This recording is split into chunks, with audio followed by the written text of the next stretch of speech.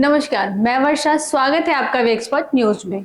गांजा दुनिया का वह हिस्सा जो अपनी बर्बादी की कहानी खुद ब खुद अब बयां करने लगा है। पिछले 2 सालों से यहाँ जारी युद्ध ने इसे पूरी तरह से बर्बाद कर दिया है। यूं तो यहाँ से कई कहानियां 2 सालों से लगातार सामने आ रही हैं, लेकिन जो जानकारी अब आई है उसके बाद तो एक पल को इंसानियत पर से भी भरोसा उठ सकता है। गाजा में भूख, पैसे और पानी से लेकर हर जरूरी चीज का संकट है और इसका फायदा स्थानीय पुरुष और एड वर्कर्स कैसे उठा रहे हैं, इसकी कहानी खुद यहाँ की महिलाओं ने बयां की है।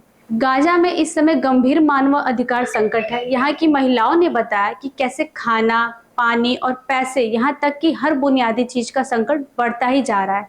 इस संकट के बीच ही यहाँ पर महिलाओं का यौन शोषण यहाँ के स्थानीय पुरुष और कुछ एड वर्कर्स कर रहे हैं। इन महिलाओं को 2 वक्त की रोटी और पीने के पानी का लालच देकर उन पर यौन संबंध का दबाव डाला जा रहा है। उन्हें अभद्र मैसेज किए जा रहे हैं और उन्हें देर रात तक उन्हें परेशान किया जा रहा है। एक न्यूज एजेंसी ने ऐसी ही 6 महिलाओं से बात की है और उनके अनुभव जाने हैं। हर महिला ने अपने परिवार या पुरुष के डर से यौन उत्पीड़न को एक टैबू माने जाने की वजह से वहां अपना नाम न बताने की शर्त पर अपनी कहानी बयां की है। इन महिलाओं ने बताया कि कभी कभी तो पुरुष उनके पास आते हैं और साफ साफ 2 टूक शब्दों में कहते हैं, मैं तुम्हें छूना चाहता हूँ, मुझे ऐसा करने दो। कभी कभी यह सब कुछ शादी के नाम पर होता था। उनसे कहा जाता था, मैं तुमसे शादी करना चाहता हूँ या चलो कहीं साथ चलते हैं। विशेषज्ञों के अनुसार यह पहली बार नहीं है जब ऐसी खबर सामने आई है। अक्सर संघर्षों के काल में इस तरह की खबरें सामने आई है। गाजा से पहले दक्षिण सूडान, बुर्किना फासो, कांगो, चाड और हैती में आपात स्थितियों के दौरान दुर्व्यवहार और शोषण की खबरें सामने आई थी। विशेषज्ञों की माने तो जब लोग भी स्थापित होते हैं और मदद पर निर्भर होते हैं तो महिलाओं को सबसे विकट स्थिति से गुजरना पड़ता है। ह्यूमन राइट्स वॉच में वुमेन राइट्स डिवीजन के एसोसिएट डायरेक्टर हीथर बर ने कहा, यह एक खतरनाक सच्चाई है कि मानवीय संकट लोगों को कई तरह से कमजोर बना देते हैं।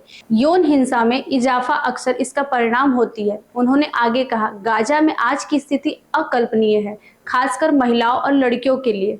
गाजा में महिलाओं के साथ काम करने वाली 4 साइकोलॉजिस्ट ने मरीजों की आप बीती सुनाई। एक ने कहा कि उनके संगठन ने ऐसे दर्जनों मामलों का निपटारा किया है। इनमें पुरुषों ने कमजोर महिलाओं का यौन शोषण किया और यहाँ तक कि कुछ महिलाएं गर्भवती तक हो गई। गाजा में स्थानीय संगठनों के लिए काम करने वाली सभी फिलिस्तीनी मनोवैज्ञानिकों ने महिलाओं की गोपनीयता की चिंता और मामलों की संवेदनशील प्रकृति के कारण नाम न छापने की शर्त पर बात की। गाजा में जहां एक रूढ़िवादी संस्कृति है, किसी भी संदर्भ में एक्स्ट्रा मैरिटल सेक्सुअल रिलेशन एक गंभीर अपराध माने जाते हैं। उन्होंने कहा कि उनका कोई भी मरीज सीधे बात नहीं करना चाहता। अपनी कहानियां शेयर करने वाली 5 महिलाओं ने कहा कि उन्होंने पुरुष के साथ यौन संबंध नहीं बनाए। मनोवैज्ञानिक ने कहा कि उनके पास आने वाली कुछ महिलाओं ने पुरुषों की मांगों पर सहमति जताई, जबकि बाकियों ने इनकार कर दिया।